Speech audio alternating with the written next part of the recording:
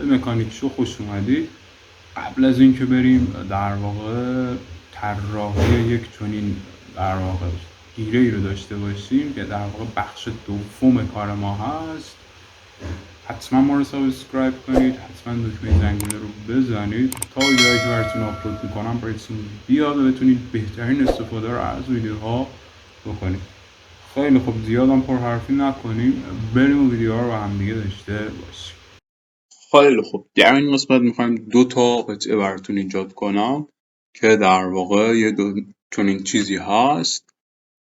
خب ابتدا باید کنترل ان رو بزنم و در واقع وارد پارتمون بشم، اوکی کنم، بیام اینو در واقع به میلیمتر تبدیلش کنم و فرانت رو بگیرم، اسکیچ رو فعال کنم و یه سنتر لاین از اینجا تا اینجا برای خودم ایجاد کنم، سلکت کنم، یه خط بگیرم برای خودم و در واقع بیام مثلا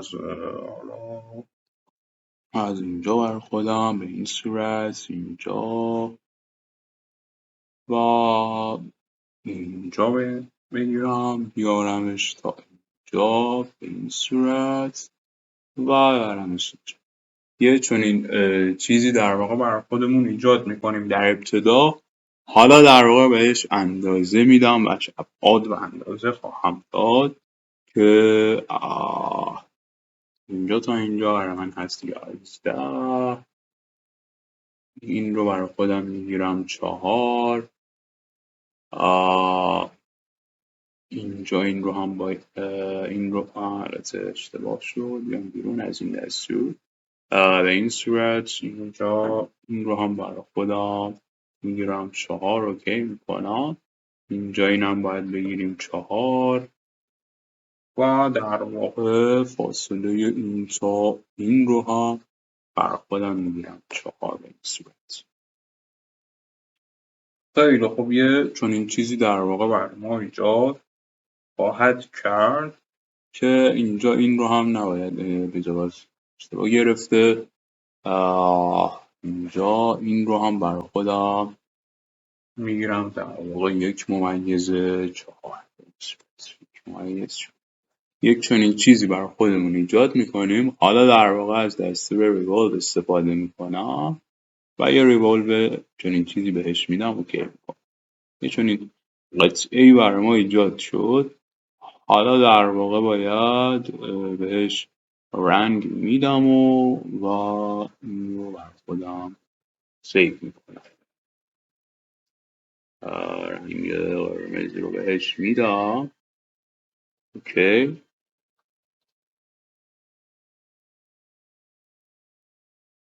خیلی خب، حالا در واقع میام بهش فیلت میدم از اینجا، فیلت در واقع 1 بهش میدم، اوکی میکنم. بخشت فیلتی که در واقع بهش میدیم فیلت 2 هستش، فیلت 2 بهش میدم، اوکی میکنم.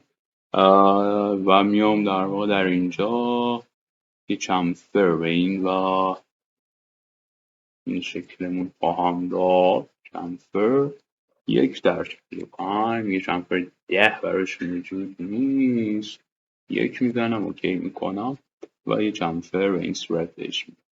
حالا در واقع این رو هم برای خودم میام قرمزش میکنم به این صورت، اوکی. و در واقع اینجا و اینجا هم باید برای خودمون سفیدش کنم. رو در انتخاب کنم، بیام سپیدتر و این صورت انتخاب میکنم، رنگ رو بهش میگیرم و یه رنگ سفید بهش میدم، اوکی. خیلی خب، این قطعه اولی که ایجاد کردیم براتون، سیوش کنید برای خودتون. میام اینجا برای خودم سیوش میکنم و نام مکانیک شو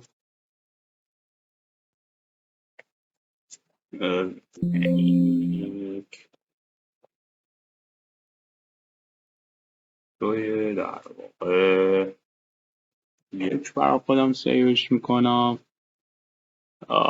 که رو میزنم و کنترل ان رو میزنم، وارد پارس بعدیمون میشم و قطعه بعدی رو برای خودمون ایجاد میکنیم. قطعه بعدی باید بیام و اول در ابتدا میلیمتر تبدیلش کنم، فرانت اسکچ روش فعال کنم، سنتر لاین رو برای خودم بگیرم بیارمش تا اینجا. اندازه سنتر لاین رو هم برای خودم میدم 167. اوکی. حالا در واقع باید یه قطعه‌ای برای خودم ایجاد کنم. میام اینجا، از اینجا تا اینجا به این صورت اینجا.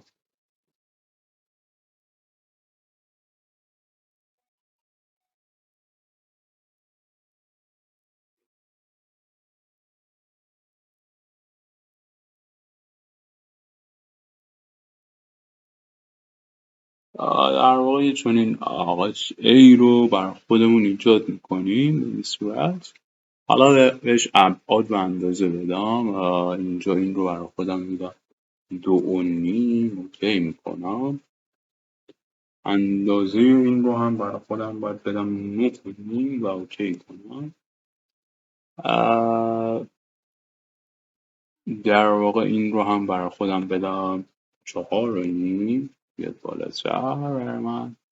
و اندازه این رو هم برای خودم میدم 20. اوکی رو میزنم. حالا در واقع این رو هم برای خودم میدم 140. اوکیش میکنم. و در واقع یه چنین چیزی رو ایجاد کردیم. اینجا این بیام از این دستور بیرون و به این صورت این رو بگیرم اینجا تا اینو میدم 7. اوکی میکنم. و اینجا این رو هم برای خودم میدم -8.5 که به طرف پایین حرکت کنم. 8. اوکی کنم. و این رو اینجا به این صورت ایجاد کردم. حالا در واقع این رو از این دستور رو بیام بیرون و این رو پاک کنم با این و این. یه چون این چیزی رو بر خودمون ابتدا ایجاد میکنیم به این صورت. این هم 8. حالا در واقع این رو میام و از اینجا یه خط مستقیم به این صورت براش وصل میکنم و این رو میارمش اینجا و این رو میبرم تا انتهای سلکت روش میدم. حالا در واقع باید اندازه‌ای که بین این و این وجود داره رو بدم برای خودم 120. اوکی کنم. و در واقع این رو هم برای خودم میدم 3 و اوکیش میکنم که یه چنین چیزی برای خودمون ایجاد کردیم. خیلی خب. حالا در واقع باید از این دستور برای خودم استفاده کنم و اینجا رو بگیرم بیارمش تا وسط مستقیم بیارمش تا اینجا و این صورت این رو تا اینجا بزنم و سلکتش کنم. خیلی خب. حالا در واقع این رو میگیرم شیفت رو نگه میدارم با این کانستنتش میکنم که و در واقع شایی هم که براش وجود داره رو میدم 25. اوکی کنم نگیره. یه بار دیگه این کار رو انجام بدم. شایی که درش وجود داره رو کنسل کنترل زد رو بزنم. شاش رو میدم برای خودم 25. اوکی. و یه چنین چیزی رو در واقع برای خودمون ایجاد کردیم.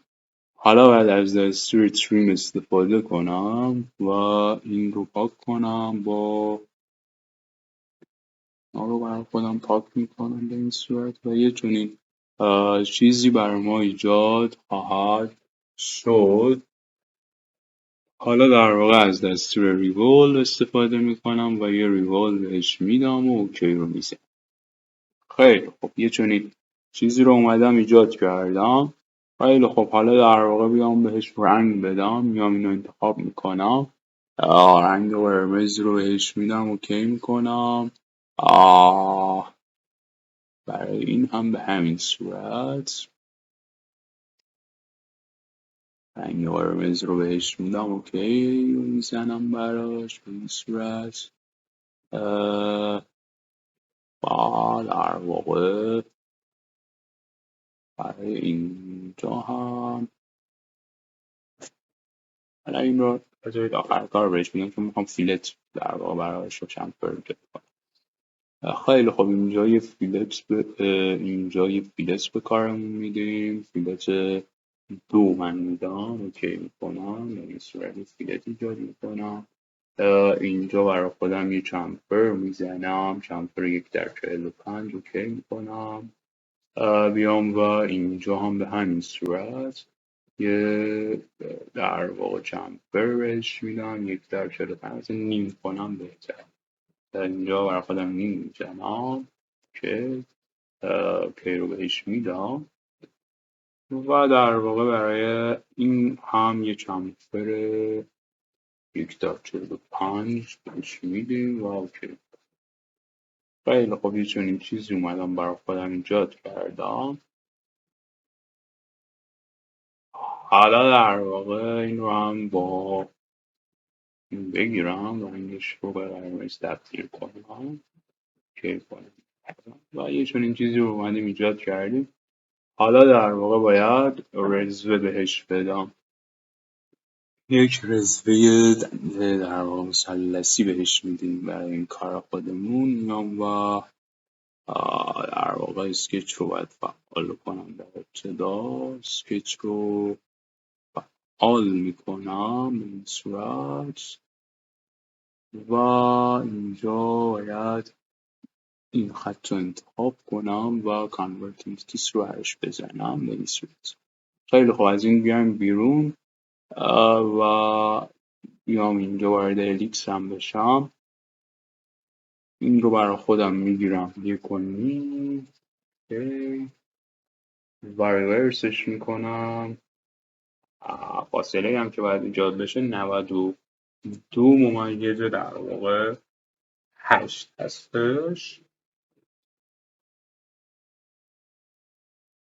ممیز 8 اوکی. و در واقع اینم باید برای خودم بدم 90 اوکی و ساعت کردم بشه. اوکی رو بهش میدم. یه چنین هلیکسی برای ما ایجاد کرد. حالا باید یه پلن هم برای خودم ایجاد کنم. میام اینجا پلن، نمایی که میخوام و نمای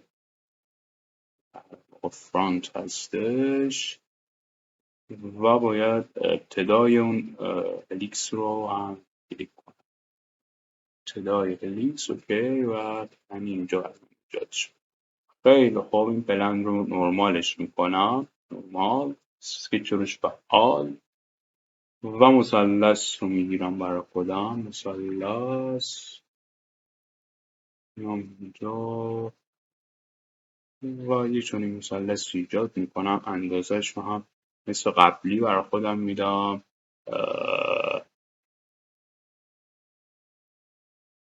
1/2 1/2 اوکی. خیلی خوب حالا در واقع از این دستور بیرون خواهم آمد و سویپ کات رو میگیرم و این رو انتخاب نسبت به این خط برای من ایجاد کنم.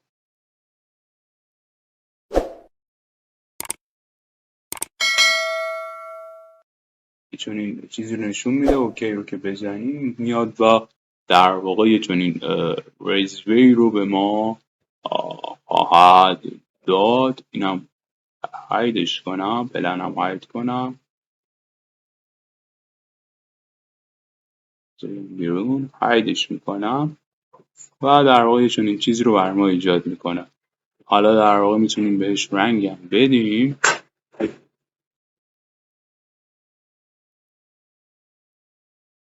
که در واقع شکل ما رو تمیزتر کنه. اوکی رو بهش میدم.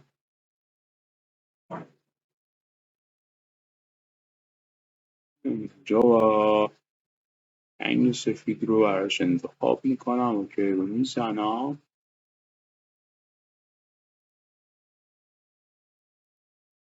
این صورت در واقع یه